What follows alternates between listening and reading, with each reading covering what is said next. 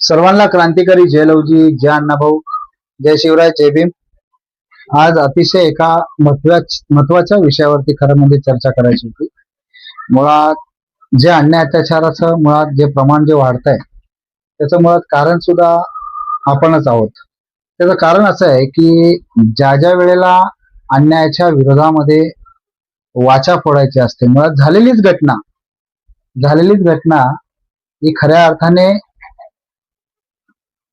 न्याय प्रविष्ट करण्यासाठी ज्या पद्धतीने समाजातले जे लिडर ज्यावेळेस काम करतात त्याच्यानंतरला कुठेतरी त्या कुटुंबाला झालेल्याच विषयावरती समाजातले काही बरेचसे असे लिडर आहेत, खरोखर तो अन्याय झाला आहे आणि त्याला वाचा फुटली पाहिजे. कारण की समोरचं जे कुटुंब जे आहे ते अतिशय खेड्यागावात आणि गरीब कुटुंब असतं आणि त्याच्यामुळे ती लोक ते वाचा फोडायसाठी खास करून त्या विषयाला वाचा आली पाहिजे आणि त्या कुटुंबाला देखील न्याय मिळाला पाहिजे म्हणून लढतात, रस्त्यावरती येतात.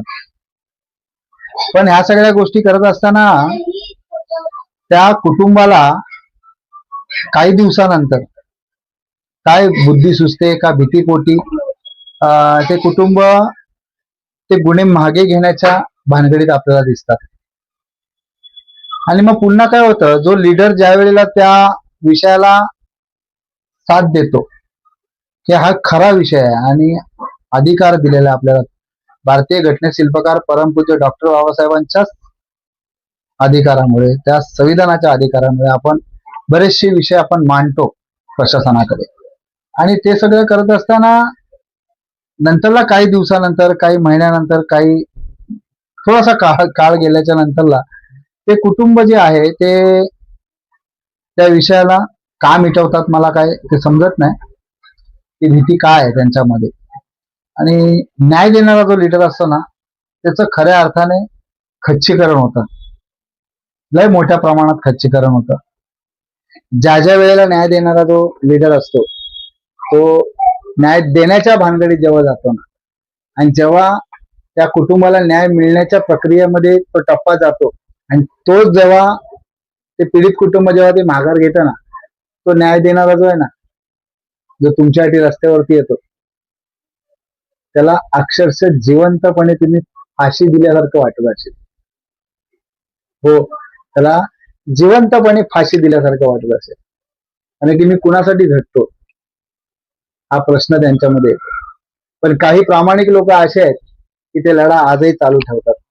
नाही, आमच्यावरती खरोखर अन्याय झालाय आणि ज्या दिवशी तुम्हाला समजेल ना की खरोखर आमच्यावरती अन्याय झालाय तो विषय तुम्ही शेवटच्या टप्प्यापर्यंत तो विषय घेऊन तुम्ही तो न्यायालयीन प्रक्रियेमधून तुम्ही तो विजय तुमच्यापर्यंत आणणार, अशी तुमच्यातली ती भूमिका पाहिजे. आणि तेव्हा कुठेतरी तो अन्याय अत्याचार थांबू शकतो. कारण की रिझल्टच मिळत नाही ना की कुणाला सजा लागली म्हणून ह्या विषयावरती. आणि तो मेसेज जोपर्यंत जात नाही समाजामध्ये की एखाद्याला जन्मठेप लागली, एखाद्याला 7 वर्षाची लागली, एखाद्याला 10 वर्षाची लागली, एखाद्या नरधमाला फाशीची सजा लागली म्हणून, असा जोपर्यंत मेसेज जात नाही ना तोपर्यंत हा अन्याय अत्याचार थांबणार नाही. आणि तो मेसेज जाणं गरजेचं आहे असं मला तरी वाटतं. आणि जे खरोखर माघार घेणारे जे अवलाद आहे ना त्यांनी तर कधीच कुणाचंच मुळात नाव नाही घेतलं पाहिजे. मी ह्याची अवलाद, मी त्याची अवलाद असूच शकत नाही. माघार घेणारी अवलाद ही त्याची असूच शकत नाही, कुणाची असू शकते हे तुम्ही ठरवा. क्रांतिकारी जय लवजी, जय अण्णाभाऊ, जय शिवराय, जय भीम.